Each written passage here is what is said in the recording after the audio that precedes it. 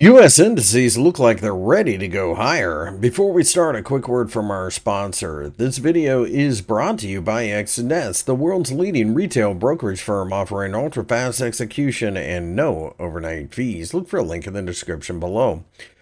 The Nasdaq 100 has shown itself to be fairly positive in the early hours on Wednesday as the uptrend continues. The sell-off from last week seems to be being shrugged off at the moment. And therefore, I think that you will see that the Nasdaq 100 will go looking towards the 21,000 level. This does make a certain amount of sense considering we had a real lack of economic news on the calendar. And while we're in the middle of earnings season, certain companies, for example, Tesla, can have a pretty big outsized reach on the index, and that might be part of what we're seeing here as well. The Dow Jones 30 looks fairly positive after forming a hammer during the previous session, so this looks like a pullback and buy on the dip type of opportunity from everything I see here.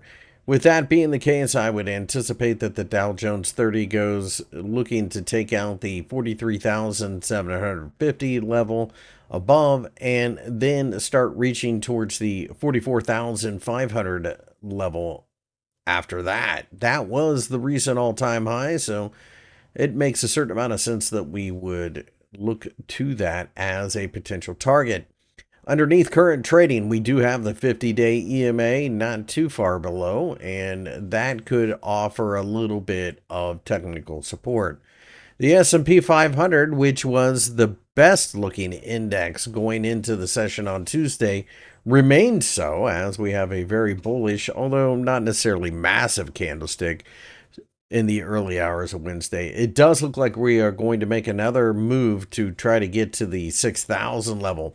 If we can break above that, it would obviously be a very bullish sign, and it could kick off the next leg higher, and perhaps even a bit of FOMO trading. The 50-day EMA currently resides around the 5,800 level and is rising, so I do think there is plenty of technical support about 100 points below where we are right now anyway. So with this, I remain bullish and more of a buy on the dip trader in the S&P 500 as well. My name is Christopher Lewis. I work for FXEmpire. If you enjoyed the video, give me a thumbs up. And if you want to see more analysis, make sure to subscribe to our channel.